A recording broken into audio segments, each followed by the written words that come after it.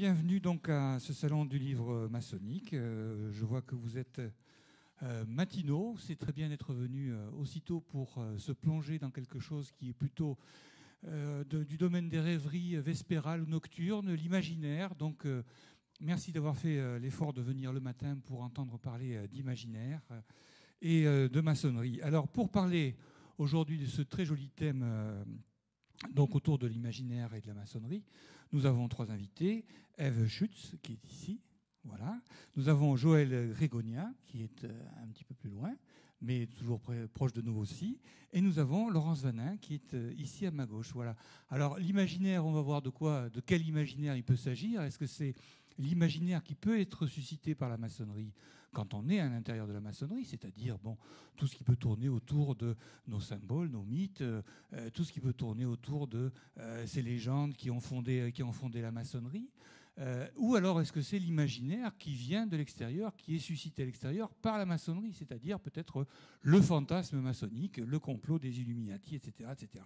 Alors je reviens à mes invités qui vont successivement prendre la parole pour nous faire une petite intervention dans les domaines qui leur sont respectifs. Alors Ève Schütz, vous êtes dans la vie normale, dans votre vraie vie normale. Dans la vie anormale. Dans votre vraie vie anormale, vous êtes conseillère en communication pour la belle ville de Clermont-Ferrand, Voilà. puis de Dôme. Voilà. Le plateau de Gergovie et Vercingétorix, c'est sur la place de Jaude. C'est bien ça? Voilà. Oui, la neige tout de suite. Voilà, la neige tout de suite. C'est plus poétique. La rue des Montagnards qui glisse. Voilà, très bien. Bonjour à tous. La rue Blatin. Voilà. Mais en dehors de ça, vous avez une deuxième vie et vous êtes poète, vous êtes peintre, vous organisez des spectacles, des performances. Et vous allez nous parler aussi un petit peu du côté éphémère de ces spectacles. Mais justement, vous avez voulu laisser des traces et vous avez commis, si je puis dire, un joli petit livre qui s'appelle La parole brûlée, que je montre à notre public. Alors déjà, c'est un livre qui est aussi un petit objet. Voilà. C'est assez particulier comme conception. Je vous donnerai la parole tout à l'heure. Alors, Joël Grégonia, d'abord, vous êtes corse. C'est peut-être la chose la plus importante à dire. D'appellation d'origine contrôlée. Voilà, vous êtes corse. Vous êtes corse et avocat, ce qui n'est pas forcément incompatible, donc. Avocat honoraire. Et vous avez des tas d'autres occupations, passions. Vous êtes écrivain, vous êtes peintre, vous êtes philosophe. Vous revendiquez votre côté marin. Voilà, vous êtes un marin, mais vous êtes un marin.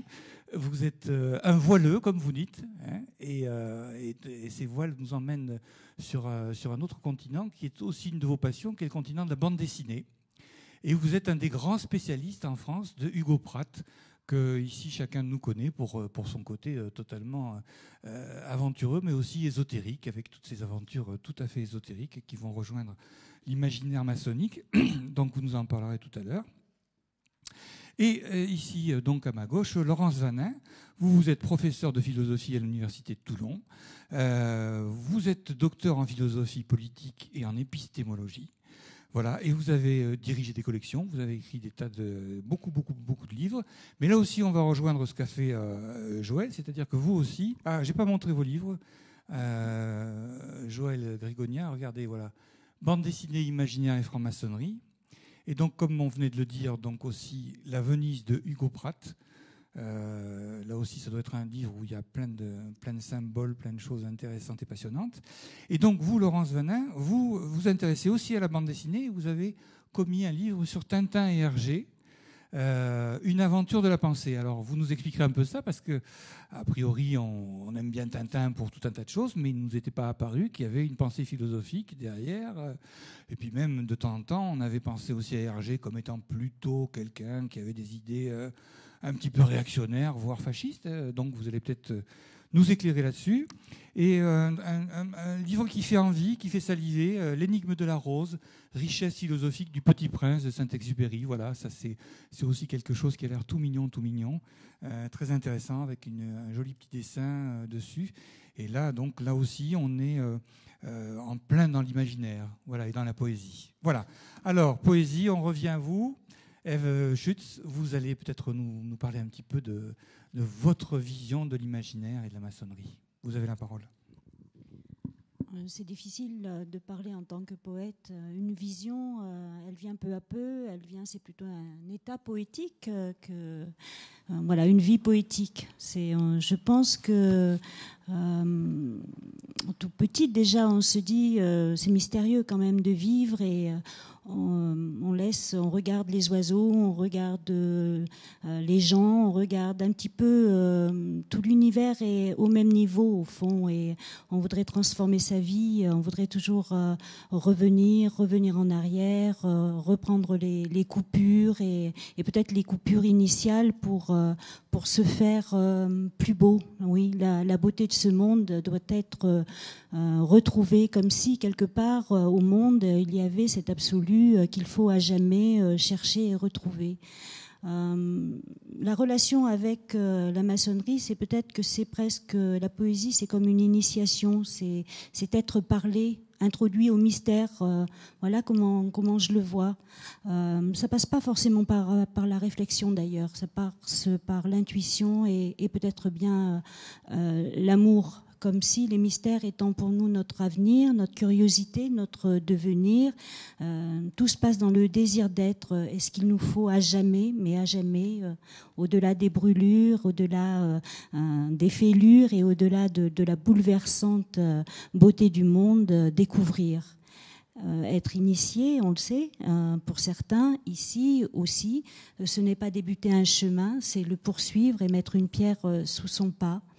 Voilà, pour moi, dans ce livre dont on a parlé tout à l'heure, ce ne sont que des fragments, ce n'est pas des livres, ce n'est pas un livre abouti, c'est des pages qui vont jusqu'à la trace, puisque l'essentiel de la poésie, à mon sens, c'est bien d'enlever les mots pour trouver l'essence du monde, pour trouver ce qui pourrait être le plus précieux, le trésor.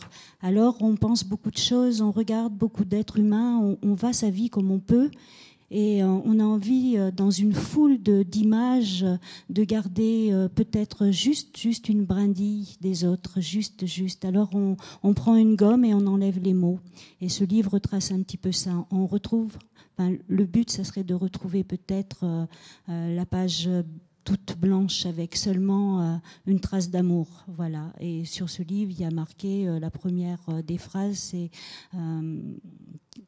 qu'apportes-tu toi au fond au bonheur.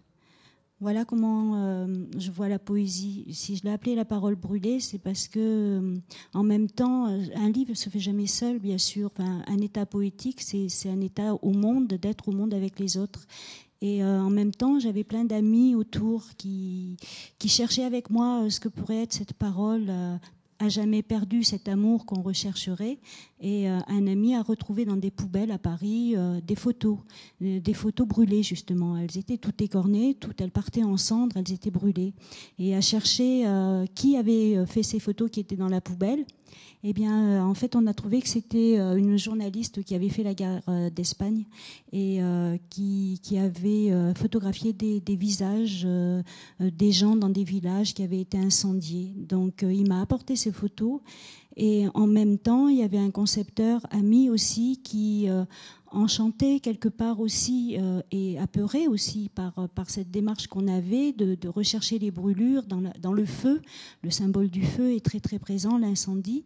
Eh bien, a aussi travaillé sur ce texte avec un graphisme de brindilles rouges. Voilà, l'aventure humaine et l'aventure poétique et la maçonnerie, me semble-t-il, sont liées au fond parce que c'est un ensemble de choisir sa vie, de choisir d'être au monde d'une façon différente, d'une façon de à jamais se vouloir différent. Ça ne veut pas dire être mieux ou pas mieux, ça veut dire seulement essayer. Voilà, j'ai dit. Merci pour cette belle introduction qui nous met dans une ambiance très poétique. Joël Grégonia, vous avez la parole. Oui, moi je pense que l'imaginaire est fondamental. Il est fondamental dans la franc-maçonnerie, il est fondamental dans l'écriture, il est fondamental dans notre vie, il est le fondement même de notre être. Et à la base de l'imaginaire, il y a l'image. Cette image, on peut la définir de différentes façons. Mais tout à l'heure, notre modérateur parlait de l'image de la franc-maçonnerie en général. Eh bien, voilà une image. Et lorsque l'on devient franc-maçon, l'on commence par cette image-là. L'image d'une société à la fois mystérieuse, que l'on craint, que l'on recherche aussi, avec ses privilèges, avec cette attirance particulière de l'inconnu. On s'en fait une image. Ça, c'est une image sociale. Et puis, on s'aperçoit que la franc-maçonnerie véhicule ses propres images. Et tout à l'heure, on parlait des symboles, on parlait des mythes, ce sont des images. Elles sont à la base de la pensée humaine. Et nous avons chacun notre propre façon, nos propres images, que nous traitons à partir de notre vécu, à partir de notre expérience. Et je crois personnellement que le lien commun entre tout cela, c'est la dynamique. Lorsque vous prenez une image, cette image n'est jamais fixe. Elle évolue elle-même, comme le rêve évolue. La bande dessinée sur laquelle j'ai écrit, et c'est pas pour rien que j'écris sur la bande dessinée, ce sont des images qui elles-mêmes évoluent, il y a une dynamique, et le franc-maçon est lui-même dans une dynamique. Voilà.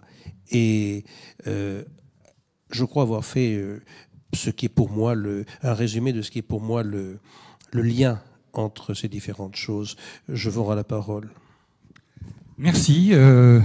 Eh bien, Laurence, c'est à vous, Laurence Vanin, de nous dire quelques mots. Je vous passe l'esquimau tout de suite. Merci à vous. Je répondrai peut-être, vous avez abordé dans votre introduction deux points essentiels. Le premier, vous dites effectivement, il y a la perception de la franc-maçonnerie à l'extérieur par ceux qui ne la connaissent pas, et l'inconnu est toujours porteur d'une série de fantasmes, j'ai envie de dire. Donc il y a tout ce que ça peut évoquer d'attirant et de fascinant, et il y a tout ce qui au contraire peut susciter le danger, le complot, ces maçons qui se retrouvent à couvert dans des lieux clos auxquels l'individu lambda n'a pas accès. Enfin, tout ça, ça peut générer effectivement du fantasme. Donc ça, c'est intéressant. Et puis, je crois aussi qu'il faut repenser les choses, peut-être parce que je suis dans une formation de philosophe, alors peut-être plus aussi dans l'idée de ce que c'est que l'image. Et l'image, en fait, effectivement, comme le disait Joël, c'est le fondement des choses. Et l'image, c'est aussi la représentation qu'on se fait de ces choses. On a un mot qui est intéressant en philosophie, c'est le phénomène, phenomenon, ce qui nous apparaît. Et c'est vrai que dans l'image, c'est ce qui nous apparaît. Mais l'image, elle n'est jamais neutre. L'image, si vous regardez une photo, déjà, vous comprendrez qu'il y a l'œil d'un photographe derrière, donc il y a une orientation. De la même manière que celui qui la regarde avec l'ensemble de ce qu'il porte en lui, c'est-à-dire son vécu, sa sensibilité, une certaine façon d'appréhender le monde. Et entre ces phénomènes apparents que l'on regarde et sur lesquels on peut s'arrêter, et l'intériorité qui est la nôtre, c'est avoir cette capacité d'être des êtres plus profonds, des êtres de cœur, des êtres de sentiments. Eh bien, cette rencontre entre ce qui apparaît et ce qui est plus profond en nous, c'est peut-être ça l'imaginaire, justement. Ce qu'il y a à construire, qui n'est pas déjà totalement fait, sinon l'image dirait tout. Donc je dois apporter à l'image, et en même temps, dans cette surenchère, si vous voulez, de signification, je dois aussi être celle qui se laisse porter par l'image et, en pensant les choses, donner du sens et donner du sens particulier. Pourquoi donner du sens ? On l'a compris, en maçonnerie, on véhicule avec nous un ensemble de symboles. Ces symboles sont porteurs de sens. Je me méfie un peu des allégories qui consisteraient ou des formules génératrices qui diraient tout est symbole, à chacun son symbole, parce qu'à ce moment-là, étant philosophe, tout est philosophie, à chacun sa philosophie. Vous voyez un film, ça y est, tout est cinéma, tout est film. Et je crois que là, ça serait se perdre dans les méandres de ce qu'on appelle l'opinion, la doxa, quelque chose qui serait un peu délité. Derrière les choses, il y a du sens. Je pense qu'un symbole, comme dans l'Antiquité, c'était ce qui renvoyait à de la signification. Rappelez-vous, on avait une espèce de pièce en poterie, en terre, et on devait traiter une affaire. Eh bien, chacun repartait avec un morceau du symbole, et ça fixait le contrat. Ça veut dire que quelque part, quand je ramenais mon morceau de pièce et que je l'attendais à quelqu'un d'autre, si le morceau qui s'accolait à la pièce faisait sens, eh bien, ça donnait sens au contrat, à la parole donnée, et qui n'était pas mentionné nécessairement par écrit. Et je crois que ça, c'est important de s'imaginer que le symbole fait sens, pas n'importe quel sens, parce qu'au départ, il est déjà pensé. Et la franc-maçonnerie utilise ces images, des idoles, qui sont des idoles bien à elles, des personnages qui ancrent dès le début de l'initiation une possibilité de réfléchir et de penser les choses. Et je crois que c'est là que c'est important, quand on met son pied en franc-maçonnerie, comme dans la mythologie, comme dans toutes ces sciences qui sont des sciences humaines et qui renvoient à de la signification, eh bien, on est déjà dans l'idée d'interpréter à partir de choses qui sont réelles et concrètes, quelque chose qui par la suite deviendra plus transcendant, plus personnalisé et surtout qui renverra du sens. On est dans la réinterprétation permanente de ce que nous vivons, de ce que nous voyons. Et la franc-maçonnerie, c'est peut-être ça. Réinterpréter en permanence nos symboles pour leur donner sens et les faire vivre au cœur d'une communauté, puisqu'on n'est pas seul, il y a des frères et des sœurs. Et je crois que ces symboles qui nous parlent sont des symboles outils, c'est-à-dire qu'ils ne sont pas simplement des images fixes posées au loin, ce sont des horizons pour nous, c'est-à-dire qu'il y a un idéal d'humanité, d'amélioration de soi, une sorte de fraternité qui doit se développer dans l'humilité. Ça, c'est important, mais surtout, qu'est-ce qu'on va faire de ces outils qu'on nous donne, sachant que le chemin, on le fait seul, parce que le travail sur soi, on a beau dire, c'est pas quelqu'un d'autre qui vous le fera, et il faut le faire soi-même. Il faut entreprendre avec ces outils nouveaux, les réinterpréter à chaque fois. Et ce que je voulais vous dire, c'est surtout que quand on parle du phénomène, c'est-à-dire de l'apparence, comme je disais tout à l'heure, ça doit renvoyer à quelque chose de plus profond, l'essentiel, ce que je suis, à de l'être, donc. Et ça m'a fait penser donc à mon ouvrage sur l'énigme de la rose. J'ai travaillé 3 ans pour interpréter les symboles de Saint-Exupéry et j'ai pas pu partir n'importe comment, sinon à chacun son interprétation du Petit Prince. Or, il y a des étymologies, il y a des mots, il y a des choses que Saint-Exupéry a livrées lui-même, mais de les connaître et de les découvrir, ça donne un sens nouveau à l'œuvre et plus profond. Eh bien, ça me permet de vous dire que si l'image, c'est de l'apparence, c'est ce qui me fait paraître peut-être autrement vis-à-vis de vous, ou qui me fait voir les choses de telle manière que je veux les réinterpréter, eh bien, sous le symbole, sous l'image, il y a du sens, il y a de l'essentiel. Rappelez-vous ce que disait Saint-Ex, ce qui est visible au cœur, finalement, est essentiel, et c'est pas ce qui est visible aux yeux qui doit importer. Donc, entre l'être et le paraître, eh bien, l'image fabrique sa propre fiction. Voilà, je crois que pour résumer un petit peu ce que j'aurais à dire sur le sujet, ça serait ça. Voilà, exactement. Et l'image suscite une réflexion qui fait que dans la fiction de cette rencontre, qui est à chaque fois repensée, puisque nous rencontrons des images tous avec notre vision personnelle, ce que nous sommes, eh bien le fait que cette image, nous la réinterprétons, nous la pensons, nous l'analysons à partir de nos vécus, à partir de nos souffrances peut-être, de nos joies, de nos désirs, eh bien nous redonnons du sens nouveau. C'est-à-dire que entre cette image et moi, il y a toujours une reconstruction de quelque chose, et cette reconstruction peut se faire seule ou dans le cadre d'une fraternité, notamment en franc-maçonnerie. Je crois que c'est là l'essentiel, ce lien qui nous unit dans la démarche qui est longue, hein, mais qui fait qu'on a entrepris le chemin. D'accord. Merci, très bien. Est-ce que vous souhaitez poursuivre un petit peu, Joël, je vous en prie? Oui, volontiers. J'adhère tout à fait à ce que vient de dire Laurence. Quand elle parle de sens, quand elle parle également d'orientation, cela me fait penser à la façon dont la franc-maçonnerie utilise l'image. Effectivement, la franc-maçonnerie utilise l'image, elle oriente, mais plutôt, je dirais que orientation plus sens, ça fait suggestion. Et voyez-vous, on a parlé de fantasmes. Il ne s'agit pas de fantasmes qui relèvent de la psychanalyse, bien entendu, mais les fantasmes, la franc-maçonnerie les utilise. Dans ces cérémonies même. Pourquoi? Comment? Eh bien, en suscitant une réflexion pas une réflexion, en suscitant un ressenti, un sentiment particulier. Après tout, tout le monde sait que la franc-maçonnerie est fondée sur un meurtre qui est celui de l'architecte par ses compagnons. Bon, eh bien, cette affaire-là, c'est une affaire qui renvoie peut-être à un meurtre primordial, qui renvoie peut-être à autre chose. Et surtout, la franc-maçonnerie, entre guillemets, ouvrez les guillemets, manipule, fermez les guillemets, pour provoquer une dramatisation de l'affaire chez nous. Voilà. Donc la franc-maçonnerie prend cette image et puis comment dirais-je, l'utilise. Et libre, effectivement, comme cela a été dit tout à l'heure, à ce que cette image évolue. Elle utilise d'ailleurs, la franc-maçonnerie, toutes les sortes d'images. Elle utilise, bien entendu, l'image miroir, hein, et au sens propre. Après tout, l'une des façons de considérer ce qui existe dans certains rites maçonniques, qui est ce qu'on appelle la scène du miroir, eh bien, c'est quoi ? C'est bien sûr, outre la question de l'altérité, outre la question de sa propre insignifiance, c'est aussi le problème de l'illusion. C'est le problème qu'on va retrouver, c'est une réflexion qui ouvre sur la caverne de Platon. C'est une réflexion extrêmement profonde. On utilise cette image du miroir pour suggérer quelque chose. Et puis, je dois dire aussi qu'elle l'utilise, bien entendu, à travers ce qui a été dit tout à l'heure par les deux intervenantes, qui était le symbole. Le symbole, c'est une image. Voilà. Mais elle est orientée. Elle est orientée. Elle est orientée ne serait-ce que par le domaine de référence.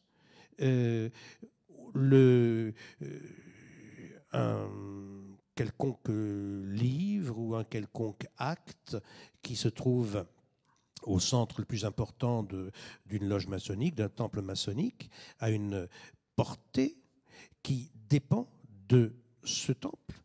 À l'extérieur, il y aura une autre façon de voir cela. Donc, ça crée chaque fois une image. C'est pour ça que l'image se trouve au centre même de la démarche maçonnique. La maçonnerie utilise l'image et cette utilisation est à la base, finalement, de sa méthode d'enseignement, fermez les guillemets, je les avais ouverts avant enseignement.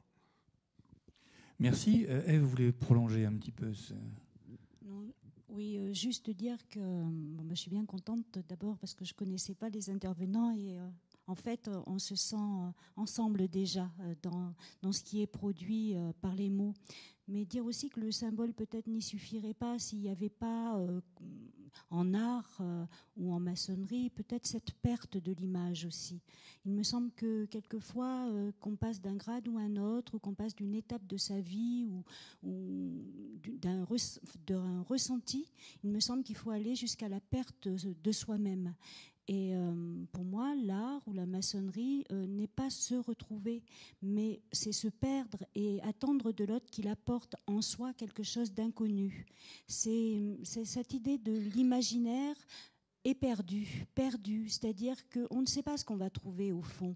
On va trouver d'autres choses et c'est pour moi ce mystère, ce grand mystère que je ne peux pas prévoir. Je ne peux pas prévoir cette image-là parce que quelquefois aussi, cette image s'efface et va dans le vide absolu, c'est-à-dire peut-être pas seulement un concept, juste un corps qui s'en va et qui ressent des choses par l'ouïe aussi. Il y a d'autres sens que la vue. Il y a aussi le corps, le toucher, voilà. Et il y a toujours ce plus...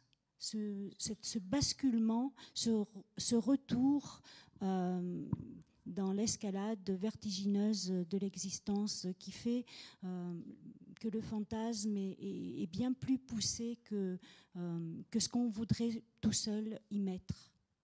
Voilà pour moi l'état de l'imaginaire et de la poésie dans son ensemble. Quand je parle poésie, je ne parle pas seulement de l'écriture, bien sûr. Merci. Merci. Alors, je crois que vous voulez rajouter quelque chose ? Oui, je crois que pour faire le lien avec ce que vous disiez tous les deux, on pourrait rajouter quelque chose. Je n'ai pas osé rentrer dans ce détail particulier de la mort primordiale dont il a été question, c'est-à-dire l'architecte, comme l'a dit Joël. Mais j'ai l'impression que la franc-maçonnerie, je veux heurter personne, vous l'avez bien compris, mais elle n'a rien inventé à ce niveau-là. En philosophie, il a fallu la mort de Socrate pour monter ou poser une religion, notamment la religion chrétienne, on parle de la mort du Christ. Vous voyez, il faut toujours un acte fondateur. Et ce qui est étonnant, c'est que, qu'on soit en franc-maçonnerie ou ailleurs, bien des civilisations ont eu besoin de cet acte créateur pour pouvoir susciter de la réflexion et pour pouvoir créer ou produire en tout cas une image initiale. Ce qui fait que si on condamne Socrate à boire sa ciguë, il meurt effectivement, mais la mort de Socrate, c'est aussi l'avènement de la philosophie, une sorte de renaissance immédiate. Donc la mort de l'architecte fait naître immédiatement ceux qui seront derrière lui pour pouvoir en quelque sorte reconstituer l'ensemble. Après, ce qui est intéressant aussi dans la démarche, c'est aussi de se dire qu'en franc-maçonnerie, on utilise aussi beaucoup l'image à travers la question du voyage. Lorsqu'on est initié, on nous fait faire des voyages. Et ces voyages produisent de l'imaginaire parce qu'on sait qu'il y a les grands voyageurs, Ulysse et bien d'autres. Et on sait que ces voyages qui nous mènent toujours très loin, rappelez-vous l'allégorie de l'âme d'Ulysse, Ulysse au retour de ses voyages, épuisé de toutes ces années d'errance, de quête, d'essayer d'affirmer des idéaux, etc., revient et quand il meurt, il y a cette image particulière. Il dit, s'il vous plaît, si je dois reprendre une âme, donnez-moi l'âme d'un vieillard fatigué, parce que la prochaine vie que je prendrai, je ne veux surtout pas avoir à revivre toutes ces grandes aventures. Je suis fatiguée et maintenant il faut que je puisse méditer ce que tous ces voyages m'ont enseigné. Donc on l'a bien compris, l'image elle est révélatrice d'un voyage à accomplir. Le voyage est déclenché par l'ébranlement, j'ai envie de dire, suscité par l'initiation, qui vous place, comme dans la philosophie, face à des questionnements et des interrogations premières. Et là, vous allez commencer votre grand voyage. Et ce grand voyage, oui, c'est un voyage du corps, mais un voyage qui va nous permettre aussi tous ces effets miroirs, comme le disait Joël, d'une conscience qui s'accomplit petit à petit. Et puis, c'est de l'introspection. C'est-à-dire que dans cette grande quête, les images changent tout le temps parce que je change tout le temps. Mais à mesure que le voyage s'accomplit, je me rencontre.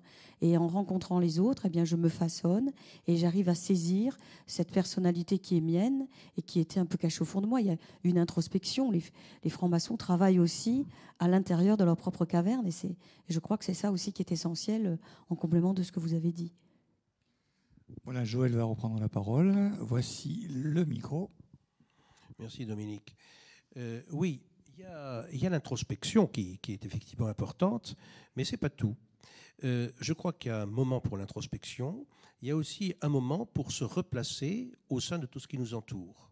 Ce sont deux moments qui font que, pour moi, je ne pense pas que la franc-maçonnerie perde les personnes, ou je ne me sens pas personnellement perdu dans la franc-maçonnerie.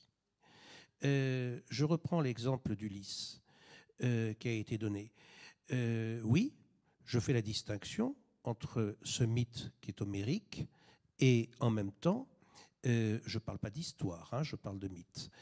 Et en même temps, les mythes maçonniques, ils sont différents. Le mythe maçonnique c'est un principe de base qui est donné, conduit vers la connaissance. Mais à côté, j'ai besoin aussi de savoir. Et le savoir associé à cette connaissance va me faire avancer. Le voyage, c'est tout cela.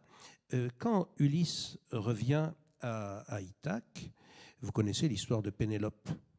Mais l'histoire de Pénélope, dans mon savoir, dans la façon dont je vais voir le mythe, certes, c'est moi qui vais en discuter tout seul avec moi-même, mais je vois bien sûr la question de la fidélité, je vois la question de ce genre de choses, je vois aussi la question du rapport avec les parcs et du tissu qui est tissé comme les parcs tissent le tissu. On est donc dans le temps, ça m'amène une réflexion sur le temps.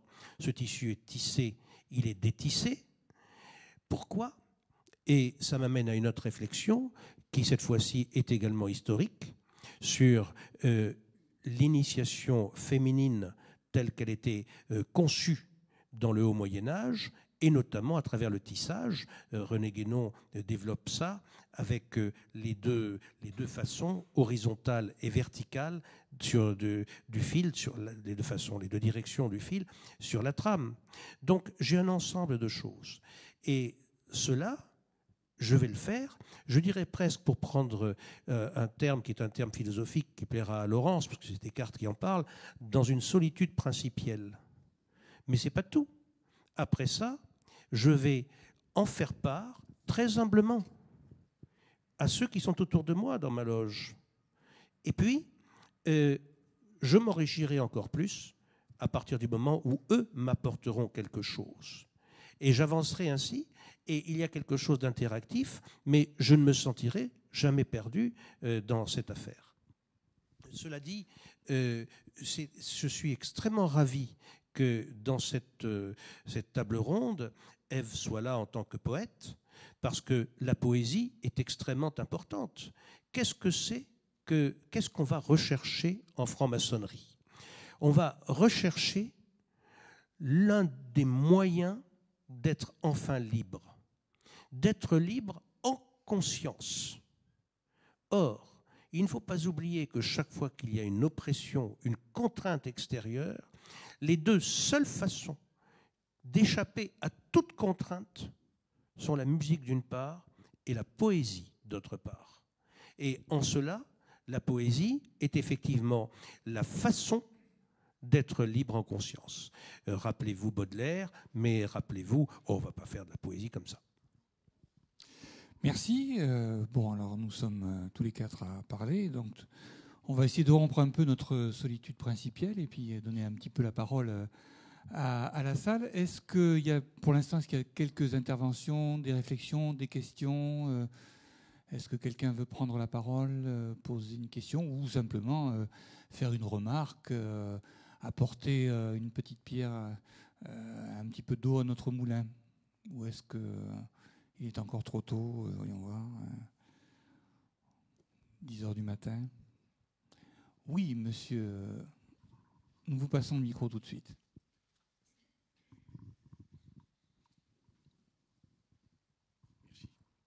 Oui, simplement une petite remarque, une réflexion. Vous avez abordé l'idée d'imaginaire dans son sens global, son sens théorique, je dirais.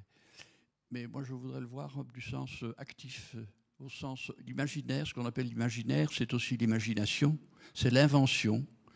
Imaginer, c'est inventer. Et c'est là que, enfin, c'est mon idée, c'est ma représentation, c'est là que la maçonnerie est intéressante parce que le symbole est une invitation à inventer. Alors que l'enseignement, le dogme, sont au contraire des choses à prendre telles quelles et à rester en ciment et à rester immobile. Voilà. Il y a aussi un autre art dont on n'a pas parlé, c'est la peinture. Alors, ce qu'on peut dire, c'est que la peinture est peut-être invite moins à l'imagination que des arts comme la poésie ou la philosophie, dans la mesure où la philosophie peut être prise comme un art, mais ça dépend quelle peinture. Et il y a une peinture moderne à l'heure actuelle qu'on a appelée très mal d'ailleurs la peinture abstraite, qui est également une invitation à inventer, une imagination, à imaginer davantage que l'ancienne peinture, que la peinture dite figurative, qui est plus fixe, plus fixée et moins incitative à inventer et à imaginer. Voilà, simplement ça. Alors, qui veut répondre? Laurence? Oui, je crois que lorsqu'on parle des symboles qu'il faut réinterpréter, je crois que c'est dans l'acte de réinterpréter que se place cette imagination dont vous nous parlez. C'est-à-dire que c'est justement pas une imagination dogmatique, on l'a bien compris, parce que sinon les symboles ne livreraient plus de sens. Il y en aurait un ou deux, voire un troisième sens caché, mais on n'irait pas plus loin. Et ce qui est intéressant, c'est de concevoir justement cette imagination, comme disait Malebranche, c'est la folle du logis. C'est-à-dire que c'est celle qui est capable de mettre de la fantaisie là où les choses seraient justement extrêmement cadrées, linéaires. Alors j'aime cet imaginaire parce que bien entendu, il nous permet d'aller très loin et il permet justement de réinterpréter et réinterpréter toujours. C'est pour ça que les choses ne sont pas figées. C'est pour ça que nous tissons à travers le temps des symboliques toujours reconsidérées. Et le lien que vous voulez en faire avec l'art est particulièrement intéressant. Ça rejoindra aussi ce que disait Joël. C'est que si l'art est libre, il est libre que lorsqu'on a maîtrisé une technique. Si on n'a pas la possibilité de savoir représenter des perspectives, etc., si on n'a pas saisi sa propre manière, on est un peu limité pour pouvoir justement laisser venir cet imaginaire qui permet justement de dépasser simplement la technique qu'on a apprise pour l'art. Alors c'est là où c'est intéressant. En poésie, on apprend des figures de style, on apprend les mots. En peinture, on apprend exactement aussi à tracer. En musique, pour avoir fait le conservatoire, j'ai répété des gammes pendant des années avant de pouvoir justement jouer. Mais je ne dis pas simplement jouer une partition, c'est-à-dire lui donner une interprétation particulière. Donc on a bien compris que cet imaginaire est toujours présent, il est sous-jacent à un imaginaire cadré, parce que en franc-maçonnerie, les outils, on nous les livre, on nous ramène à des allégories qui doivent faire sens pour nous, et elles font sens, j'ai presque envie de dire, à l'identique chez les hommes et les femmes, mais en même temps, en fonction du tempérament et du vécu personnel de chacun, ces allégories seront repensées ou revécues de manière distincte. Donc c'est intéressant, cette façon d'entrevoir cette filiation entre ces deux imaginaires, surtout qu'il y a un mot dont on parle peu finalement, c'est le mot intuition. Le symbole à lui-même dégage quelque chose, c'est ce que j'appelais tout à l'heure la fiction de l'interprétation, parce qu'il faut que pour moi-même, il y ait une sorte d'attractivité comme ça avec cette chose qui est le symbole, pour qu'il y ait une sorte d'évasion, l'impression justement de se perdre dans cette interprétation pour pouvoir enfin qu'elle livre son sens. Et l'intuition, eh bien, c'est ce qui, au milieu de tout ça, n'a pas sa cohérence intellectuellement, on l'a bien compris, n'est pas de l'ordre de l'instinct non plus, mais il livre sa propre magie. Donc là où il y a du mystère, comme disait Saint-Exupéry, on n'ose pas trop désobéir. Donc on est dans une sorte d'évasion, mais toujours un peu contenue. Voilà. On s'égare, mais de manière maîtrisée. Et c'est ça qui est intéressant. On a toujours son fil d'Ariane, j'ai envie de dire. Donc, l'imaginaire dont vous parlez, vous avez bien fait de nous le rappeler, parce qu'on n'a pas assez insisté dessus, ou on s'est, enfin, pour ma part, mal exprimé. Il est dans l'idée d'une réinterprétation toujours joyeuse et possible des outils qui nous sont donnés. Oui, Cocteau disait, puisque ces mystères nous dépassent, feignons d'en être les organisateurs. Peut-être qu'il y a certains en maçonnerie qui se servent peut-être de cette allégorie pour... Alors moi, ici, il y a deux peintres, donc Ève et Joël, et je pense que là, ils ont été interpellés par cette réflexion autour de la peinture. Bien sûr, c'est important. Alors dans quelle case vous mettez votre imaginaire, j'allais dire, vos jaillissements, est-ce que vous les mettez dans la case peinture, dans la case philosophie, dans la case poésie? Comment est-ce que vous ventilez tout ça, pour reprendre une expression des tontons flingueurs après la mort de ce pauvre Lautner? Vous nous en parlez un peu? D'abord la mort du tonton Lautner.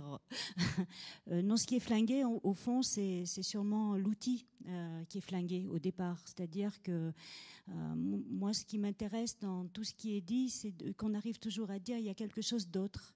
Il y a ce renversement, une intervention de l'autre pas en tant qu'autre, mais du mystère. C'est-à-dire qu'on n'est pas maître. Et pour moi, il n'y a pas de reconstruction possible tout à fait. Parce qu'il y a toujours cette part en plus, cette part manquante qui fait que dans la peinture, dans la poésie ou dans la musique, il y a toujours une intervention de l'indicible, de ce qui pourrait arriver. Tout à l'heure, en venant jusqu'ici, il y a un monsieur qui s'est arrêté au bord de la route parce qu'il regardait un oiseau qui était habillé, l'oiseau, moi je l'ai vu habillé, en blanc et noir. Et ce monsieur s'est mis à parler. Et je ne pouvais pas imaginer une heure avant que j'allais rencontrer un monsieur qui allait parler à un oiseau sur un trottoir à Toulouse. Donc voilà, je crois toujours que dans la peinture, on peut essayer de représenter ça. Alors par l'abstraction ou par l'art naïf aussi ou par autre chose. Mais on ne pourra jamais dire tout à fait ce qu'on a ressenti avec son cœur. Et c'est cette notion peut-être de cœur qui fait l'outil. Il n'y a pas d'outil qui vaille, en fait. Il n'y a pas de mot qui peut dire. Il n'y a pas de peinture qui puisse faire apparaître.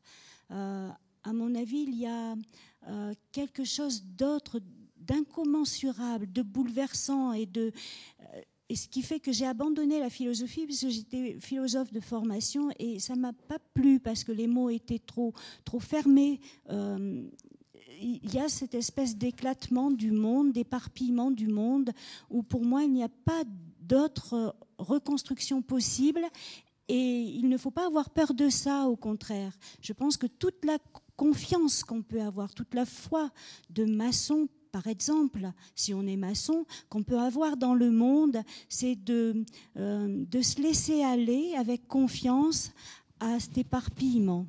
Alors après, on peut effectivement parler d'essayer de faire un acte dans sa vie, d'acte de foi, de se reconstruire, de ci ou de ça.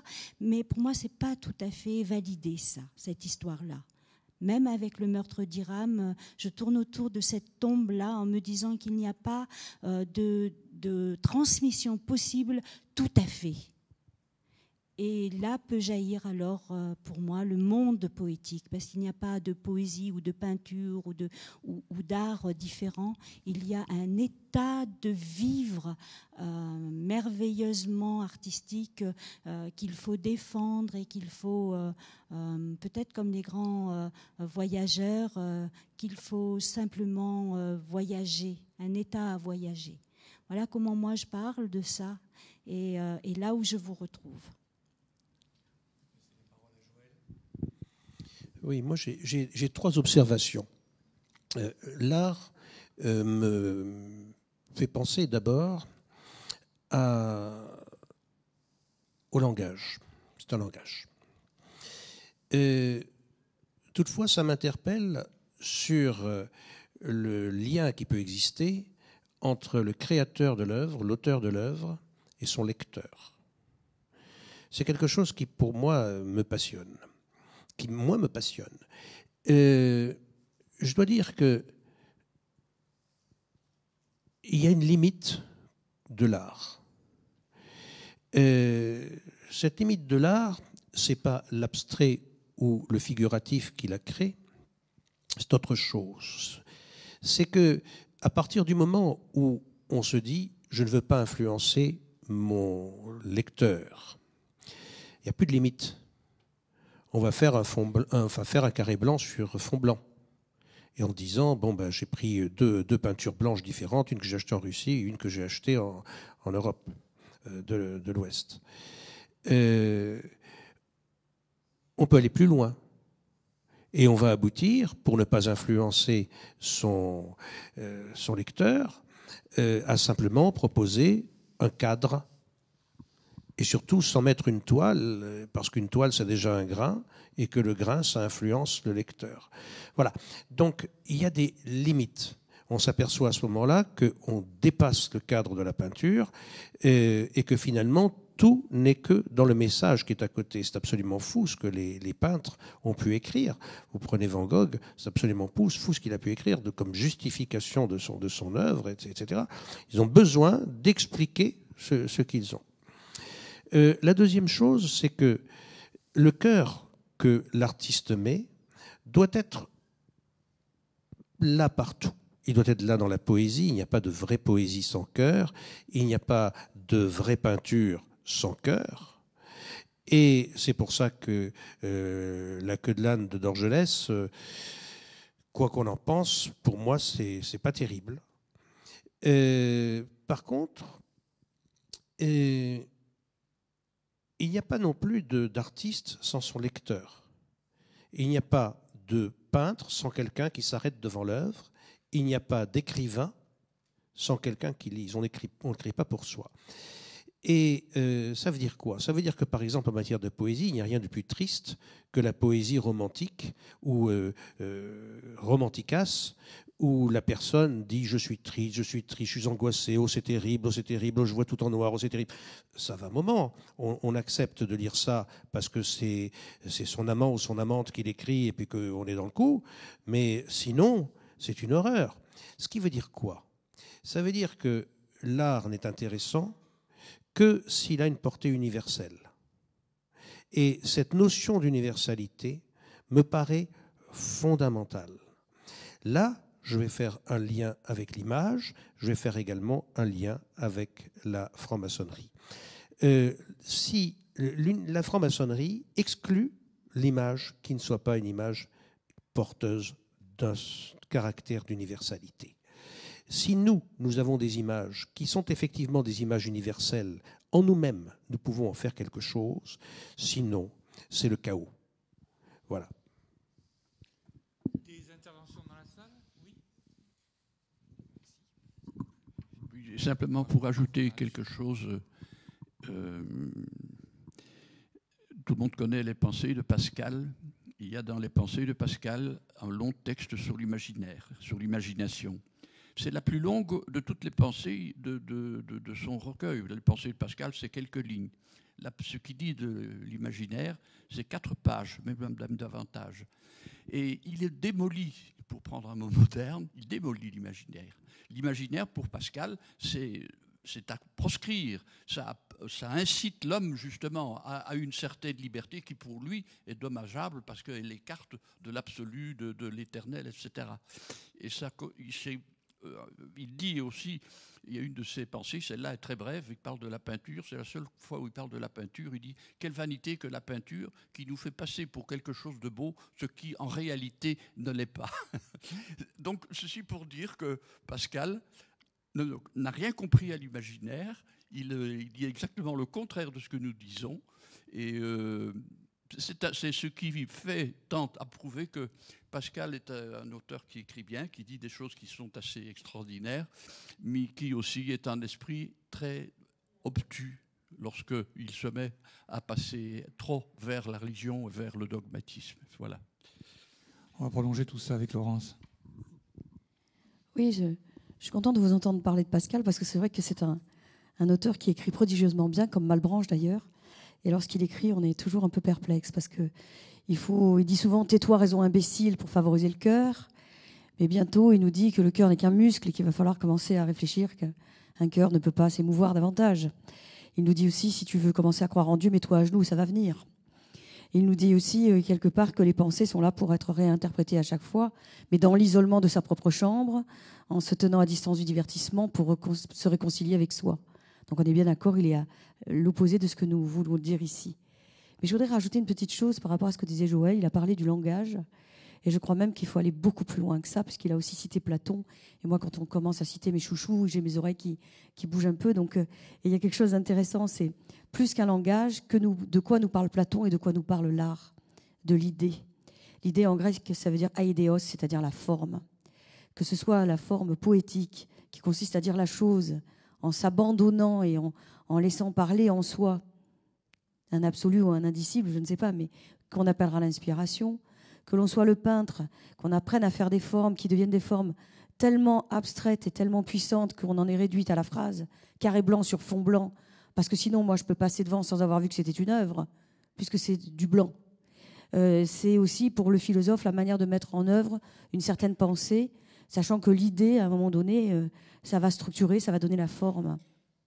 Tout ça pour revenir à la maçonnerie, qui fait que j'attends de ces outils qu'ils fabriquent en moi de l'imaginaire pour que je puisse me former, c'est-à-dire me façonner, non pas parce que je dois me lisser pour pouvoir rentrer dans le moule, mais parce qu'à un moment donné, j'ai une pierre à travailler, il va falloir que je la taille, il va falloir que j'arrondisse certains angles, que d'autres, je les rende un peu plus visibles, parce que justement, peut-être, sur certains points, je suis banale ou transparente, et c'est tout ce travail d'édifice particulier qu'il faut faire tout seul en travaillant sa pierre, en façonnant.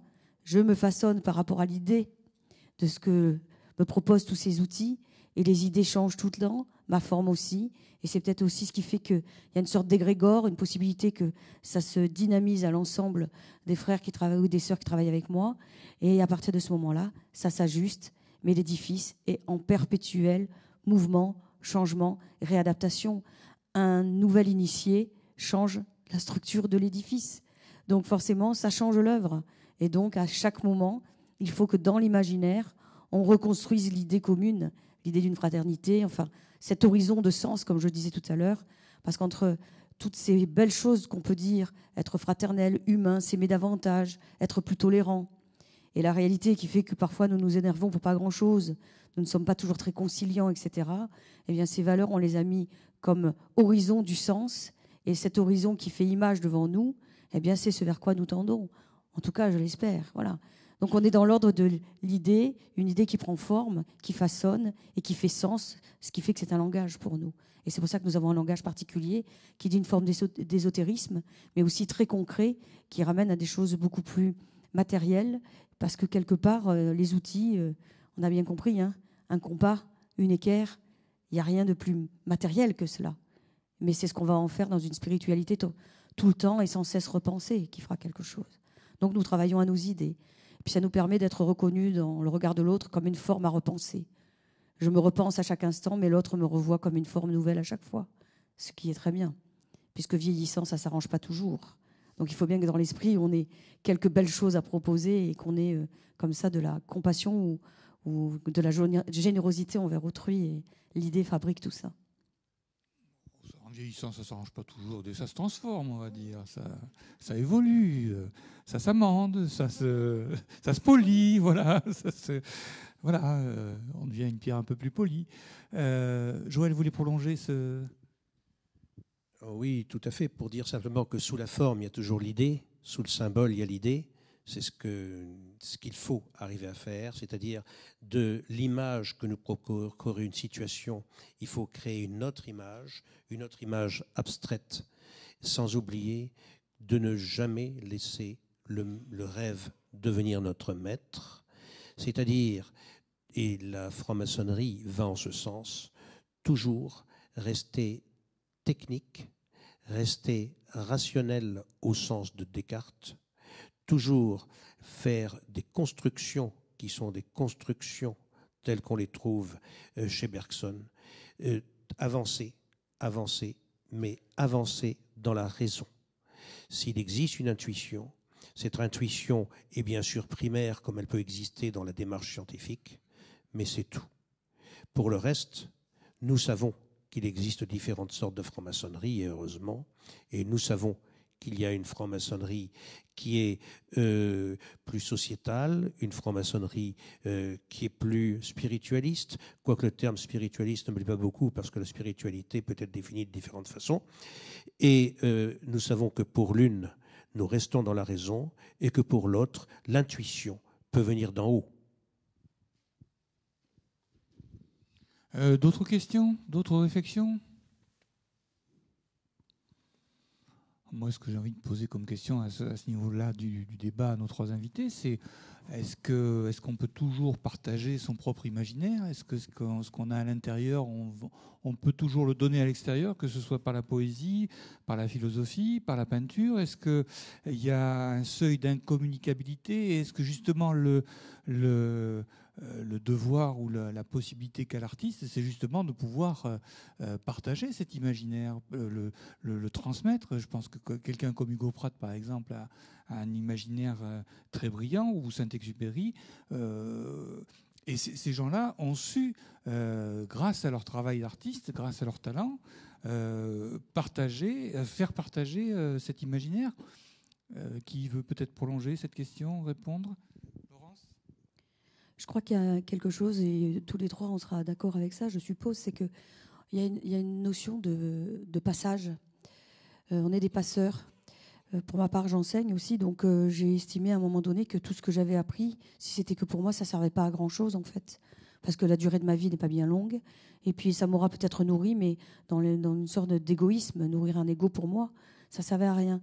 Donc, par le biais de l'enseignement, déjà, je transmets mes connaissances. En tout cas, j'essaye. Et puis, il y a des cerveaux plus ou moins retors, parfois. Donc, on est obligé d'y mettre les formes, parce que certains sont plus rapidement aptes à comprendre. D'autres, il faut y revenir plusieurs fois. Et puis, des fois, je me dis, c'est peut-être moi qui ai loupé ma leçon. Finalement, s'ils n'ont pas compris, c'est que je n'ai pas été à la hauteur de la mission. Donc, on transmet. On est des passeurs.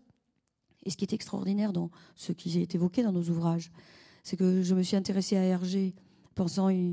Je l'ai lu tard, moi. Je l'ai lu il y a 2 ans seulement, Hergé. J'ai lu les 22 albums d'un coup, et j'ai découvert dans la symbolique qu'il y avait dans Hergé une philosophie. Et en plus, il citait régulièrement Confucius.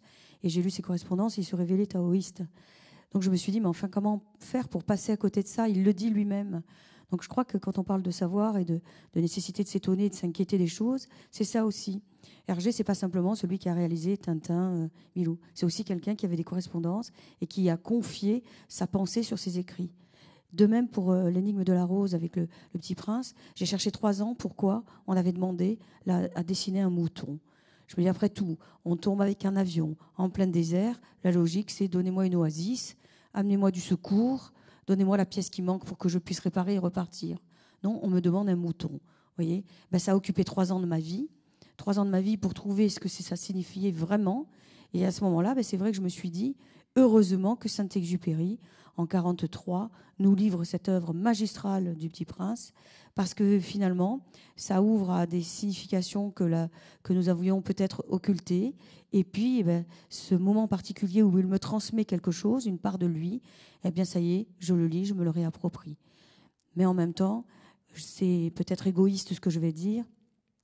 Pour pouvoir donner quelque chose, il faut déjà avoir appris à le posséder. Et 3 ans d'écriture, enfin de travail et de recherche et d'enquête, c'était aussi la volonté de donner quelque chose de sérieux, pas une interprétation parmi tant d'autres, quelque chose de vérifié.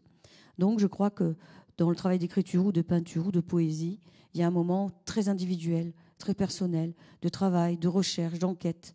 Et puis quand ça vient à maturité, ça y est, on sent qu'on peut le donner, on peut le laisser partir, ce que l'on a essayé soit de créer, soit d'approfondir, ou voilà. C'est-à-dire qu'il y a quand même un moment où cet imaginaire, eh bien, il est un peu égoïste, il est personnel, il est travaillé, il est orienté, enfin bref.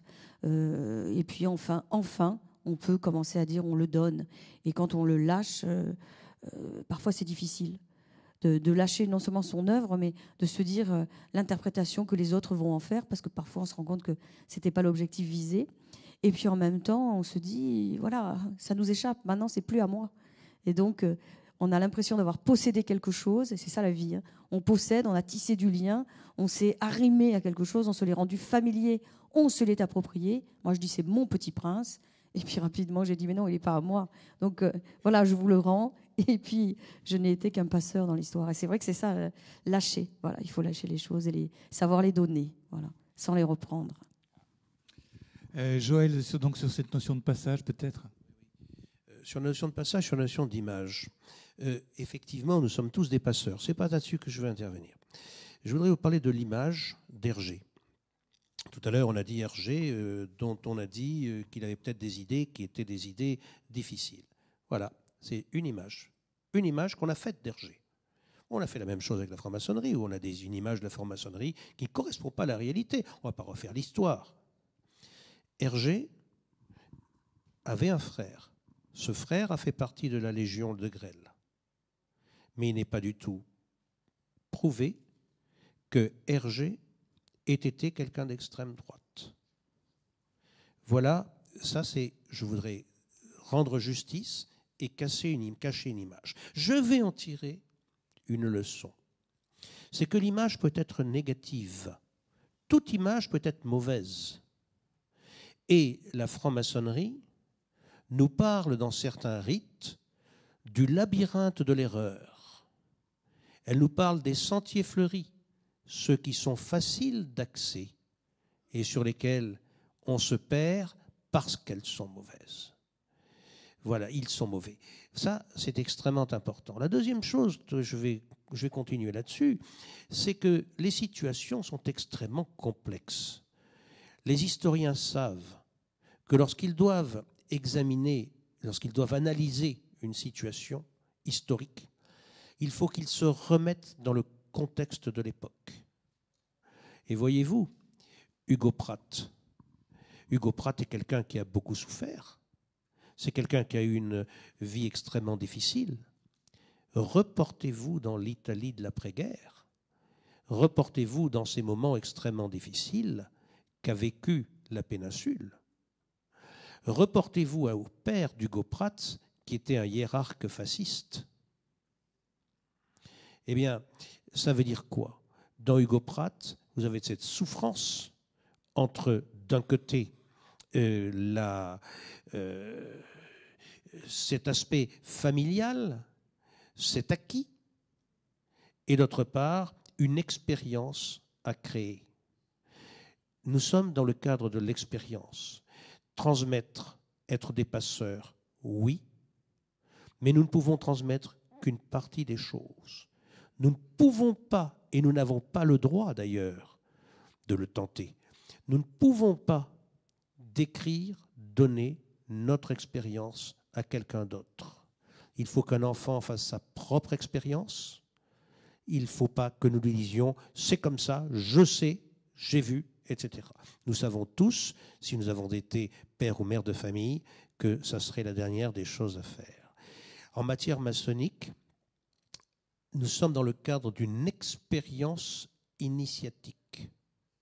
Nous ne sommes pas dans le cadre d'un savoir doctrinaire, nous ne sommes pas dans le cadre de leçons à donner, nous sommes simplement dans le cadre d'une main qui se tend à l'autre, et peut-être dans le cadre de cette vibration qu'il faut faire passer, cette pulsion de vie qui entraîne le désir, et cette pulsion de vie, c'est aussi celle que la poésie donne d'une manière générale à l'autre. Je vais justement, puisque Joël me tend la main et le cœur, puisqu'il parle très très bien de la poésie, de cette part infime dont il n'est pas possible au fond de transmettre. Moi, je pense ça aussi qu'il n'y a pas d'explication forcément et de reformulation à faire de ce qui passe en nous aux autres. Je crois que c'est très étonnant des fois de se dire qu'on a lu des poètes ou qu'on a vu des peintres et qu'on a au fond peut-être rien compris, mais qu'on a aimé. Et que c'est juste cet amour-là qu'on aimerait peut-être à son tour retransmettre et faire participer à l'autre. Et puis des années passant plus tard, un jour on trouve un bout, un fil d'explication qui est sans arrêt, sans cesse remis en question parce que c'est encore autre chose qu'on voit. Par exemple dans des textes de Pierre Reverdy, Joël Vernet, Bobin, il y a plein de choses qu'on ne comprend pas au fond, mais on les aime quand même. On aime la musicalité des mots, on aime l'intensité de ce qu'on sent comme sens, mais ne pas comprendre, c'est pas grave. Et en maçonnerie, c'est un peu pareil. Au fond, qu'est-ce qu'on comprend d'Iram? Qu'est-ce qu'on comprend des frères et sœurs qu'on voit le lundi, le mardi soir ou d'autres jours? On ne comprend pas toujours tout. Et c'est ce qui fait qu'on les aime aussi. Parce que la vie est courte et que de l'un à l'autre, on va faire un ensemble et cet ensemble, on ne saura jamais au fond ce que raisonnablement il était. Et je crois que là, oui, s'inscrivent les mots poétiques, s'inscrivent la peinture, la gouache, s'inscrit aussi le théâtre, s'inscrit toute cette lignée de paroles qui se voudraient bien ordonnées. Mais au fond, toutes ces données sont éparses. Et c'est juste ça, qui, à mon sens, en fait et en font la beauté du monde. Pour moi, la raison, c'est juste l'éparpillement du sens. Et justement, la raison serait celle-ci, c'est d'être à ce point déraisonnable qu'on n'en aurait pas peur. Je crois aussi que la poétique et la maçonnerie se rejoignent dans le sens de la confiance qu'on a d'être au monde et de traduire ce monde, peut-être pas de façon tout à fait raisonnable ou sensée, ou être des gens qui avons quelque chose à dire, mais au fond, juste d'avoir confiance suffisamment en l'autre pour oser, s'essayer à le dire. Voilà. Merci. Alors, nous sommes en train de nous orienter tout doucement vers la fin de cette rencontre. Donc, il faudrait peut-être que maintenant, ceux qui avaient une question en se disant, bon, peut-être j'attends un petit peu, c'est peut-être le moment de la poser, parce qu'après, ce sera peut-être un petit peu tard. Donc, est-ce qu'il y a des gens qui souhaitent intervenir, porter une réflexion? Oui, madame. Attendez, on va vous passer l'esquimau. Ce sera beaucoup plus pratique pour vous entendre. J'aimerais bien avoir l'explication du mouton en plein désert. Pourquoi faut-il un mouton en plein désert? Pourquoi faut-il un mouton en plein désert, Laurence? En fait, non, justement, non. En fait, c'était dès le début, en fait, quand on a compris que Saint-Exupéry a un problème avec le dessin, et donc il avait représenté un serpent boa qui avait avalé un éléphant. Donc il y a le premier dessin, le deuxième dessin, il met un contenu et il pose toujours son dessin à ceux qui sont autour de lui, et on lui répond toujours c'est un chapeau. Donc le dessin, c'est le dessin de destinée. Et lorsqu'il tombe en panne en plein désert, on se demande si cette expérience de solitude, sole ipse, seul avec soi-même, en plein désert, va l'amener à quelque chose qui sera de l'ordre d'une remise en question, rencontre du troisième tic, quelque chose de mystique, ou autre. Et apparaît à ce moment-là un petit personnage qui s'appelle le Petit Prince. Le Petit Prince qui est blond comme les blés, comme Saint-Exupéry était blond quand il était petit. Il était surnommé le Petit Louis comme le nom d'un roi. Donc on comprend bien vite qu'on est dans l'autobiographie. Et dès le début, il y a l'exigence d'un dessin au moment où c'est le destin qui est en jeu. Et donc, on comprend que la demande d'un mouton est une demande essentielle à l'œuvre, magistrale même. Mais bien vite, on voyage dans les astéroïdes, l'allumeur de réverbères, l'ivrogne qui pleure de trop boire. Enfin, on est ballotté dans tout ça jusqu'à ce qu'à un moment donné, on se rend compte que depuis le début, il y a un déplacement dans le mouvement qui nous amène à marcher progressivement vers un puits. D'ailleurs, à un moment donné particulier, je vous la fais courte, parce que c'est tout mon livre en fait. À un moment particulier, vous avez le pilote qui dit au Petit Prince, si j'avais 53 minutes à perdre, je prendrais une pilule contre la soif. Et vous avez le Petit Prince qui lui répond, si j'avais 53 secondes à perdre, je marcherais vers un puits. Et on comprend que le puits, c'est le lieu où, en plein désert, tout le monde se réunit. C'est là qu'on peut créer de l'histoire. C'est le pendant au grand caïd qu'on trouve dans Citadelle. Et surtout, lorsqu'on chemine comme ça dans l'œuvre de 1943, illustrée par Saint-Exupéry lui-même, on se rend compte que, au moment où il trouve le puits, Saint-Exupéry a dessiné une fontaine. Alors là, moi, ça m'interpelle. Un mouton, pourquoi ? Ça paraît complètement décalé. Et à la fin, on me montre une fontaine alors qu'on me parle d'un puits.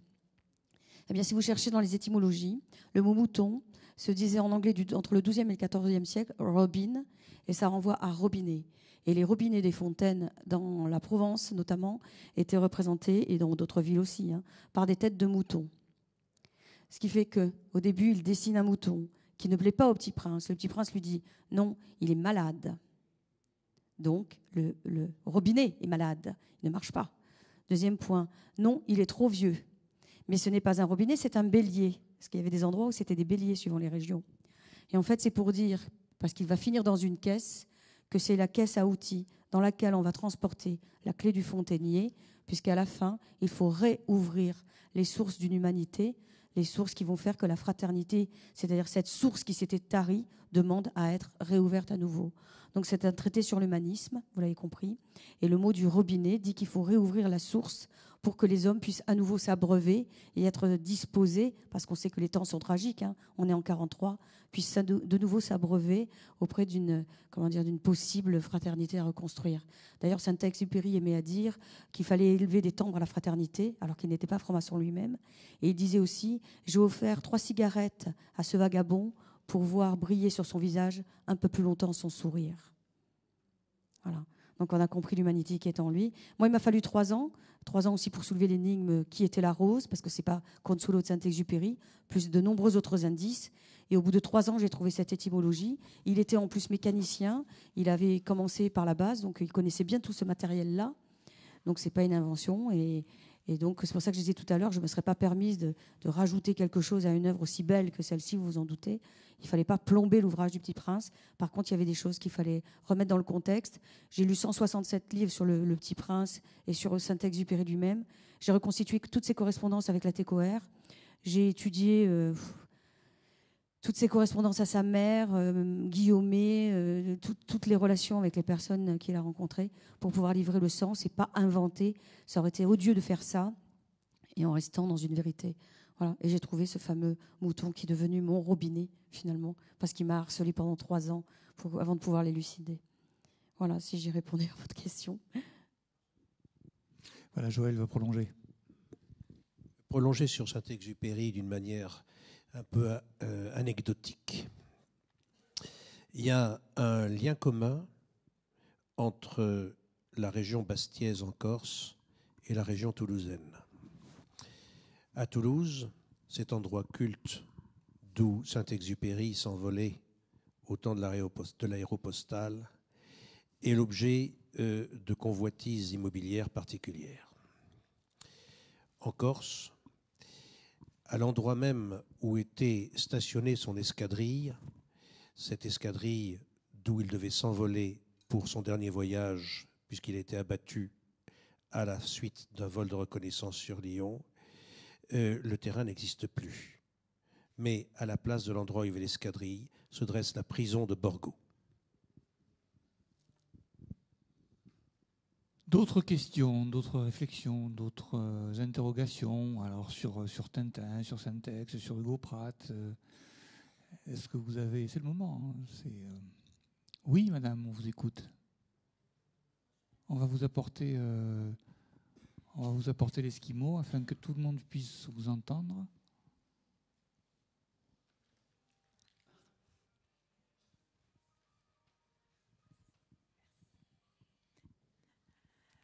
On vous écoute. Ève parlait dès le début de tout ce qu'il fallait accepter d'enlever, de perdre. Et je pense à Corto Maltese, à la fin de chaque aventure, il n'a plus rien. Il repart sur des bases nouvelles, il n'y a plus rien. Et il me semble que la maçonnerie nous apprend à perdre. Quand tout est détruit, elle nous donne le courage de repartir, grâce à l'imaginaire en partie, pour d'autres constructions. Perdre et retrouver. Mais on n'a pas tout perdu, malgré les apparences. Je crois que la méthode maçonnique, elle est formidable dans ce sens. Merci, peut-être... Juste vous faire un clin d'œil, effectivement, c'est ainsi que je vois les choses. C'est-à-dire que perdre, c'est encore accepter de perdre, c'est encore une action. C'est-à-dire il reste encore quelque chose de la trace, de l'ombre, de ce qui reste à reconstruire, mais pas forcément de la même manière et pas forcément comme on croit. Donc pour moi, c'est ce hasard qui fait la maçonnerie. C'est que s'il n'y avait pas ce hasard, ça serait trop fermé. Et que c'est tellement vivant comme ça, de ne pas savoir, et tellement dans l'espérance de se dire que si j'enlève tout ce qui est mes outils, tout ce qui fait moi, mes habits en fait, et que je renais à cette pensée nouvelle, ne serait-ce que ça, juste une petite pensée nouvelle, c'est déjà un énorme poème pour moi. Voilà. Oui, la question qui a été posée est une question fondamentale. C'est une question qui n'est pas proprement maçonnique, mais que les gens de l'Antiquité se sont posés.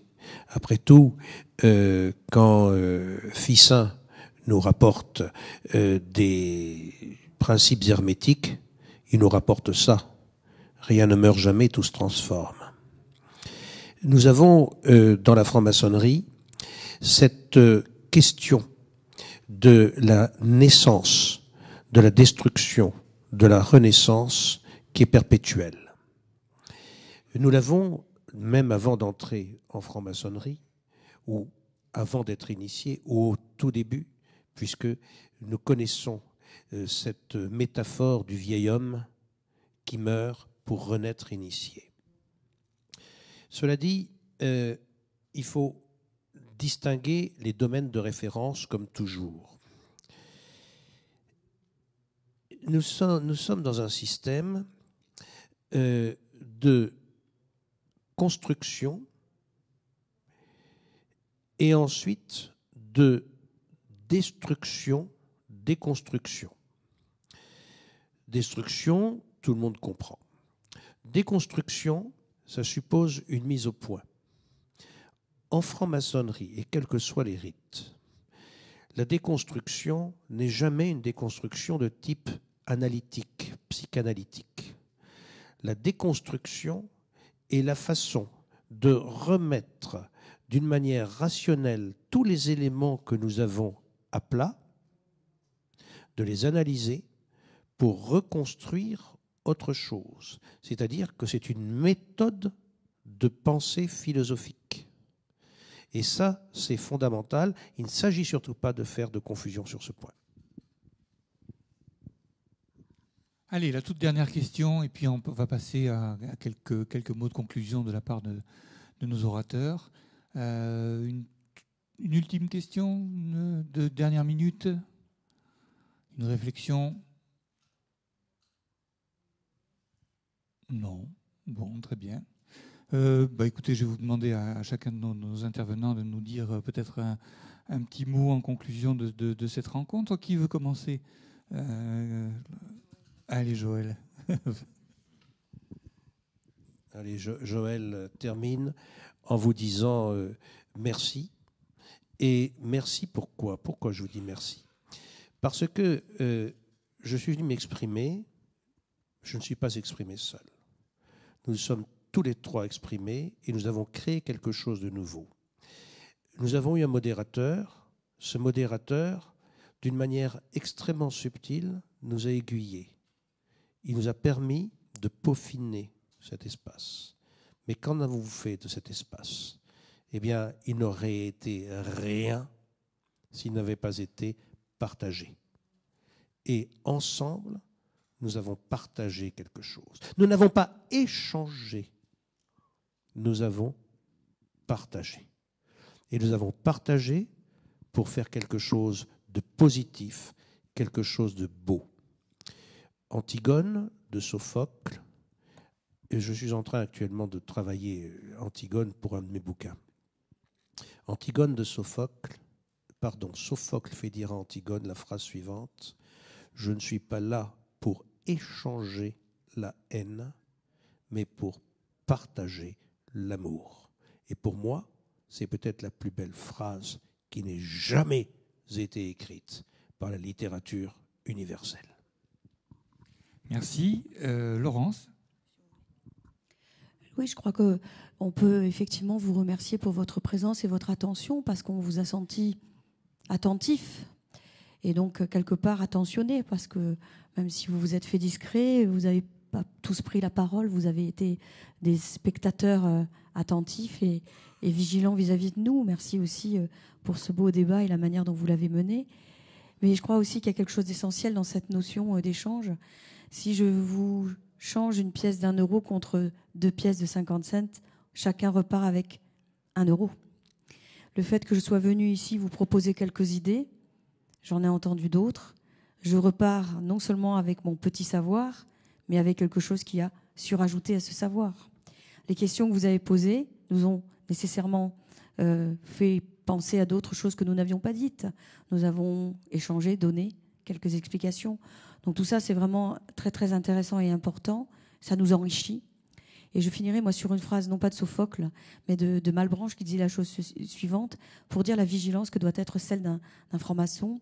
Il dit « Non, je ne vous conduirai point en une terre étrangère, puisque vous êtes vous-même étranger en votre propre pays. » Tout ça, ça veut dire que nous vivons pétris d'habitudes, peut-être, ou de choses qui nous ont façonnés.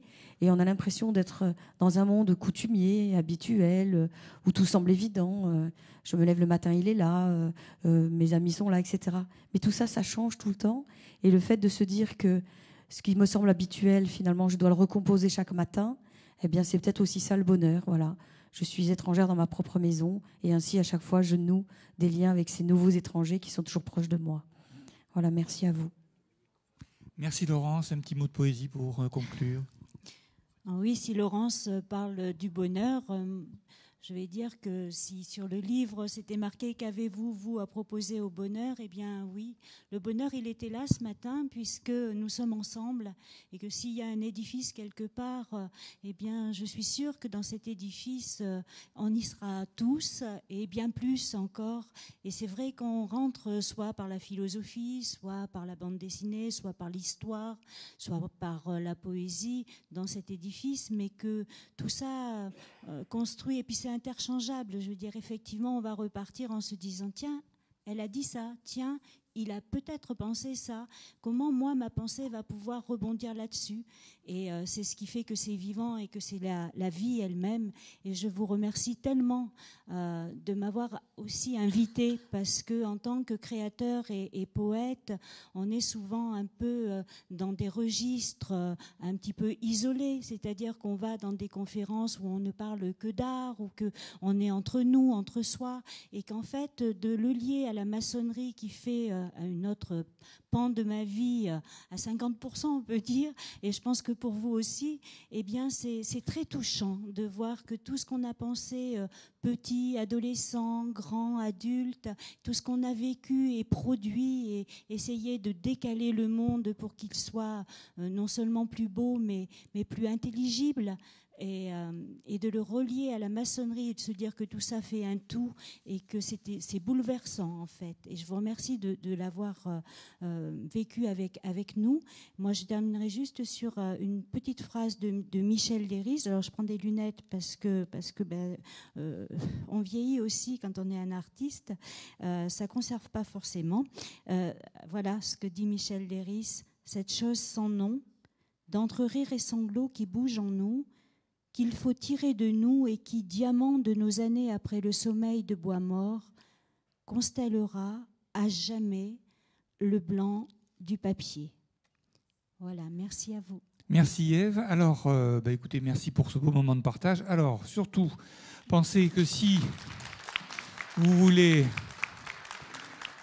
prolonger donc ce moment passionnant que nous avons eu, écoutez, il faut aller voir donc ces auteurs qui sont là pour dédicacer leurs livres. Donc, je rappelle les livres Joël Grigonia, La Venise d'Hugo Pratt. Alors pour les amoureux de Venise et pour les amoureux de la philosophie en général, ça doit être merveilleux. Là, donc de la poésie avec F. Schulz, La parole brûlée. Donc les auteurs sont à votre disposition. Voilà, elle nous a beaucoup alléché avec son Petit Prince et son mouton. Donc voici Laurence Vanin, L'énigme de la rose. Elle a aussi planché sur Tintin et Hergé. Donc là aussi, elle est à votre disposition pour ce livre-là. Et donc, bien sûr, encore Joël Grigonia pour plus généralement, au-delà d'Hugo Pratt, bande dessinée, imaginaire et franc-maçonnerie. Donc ces trois auteurs sont à votre disposition. Ne manquez pas d'aller les retrouver. Ils vous dédicaceront ces livres.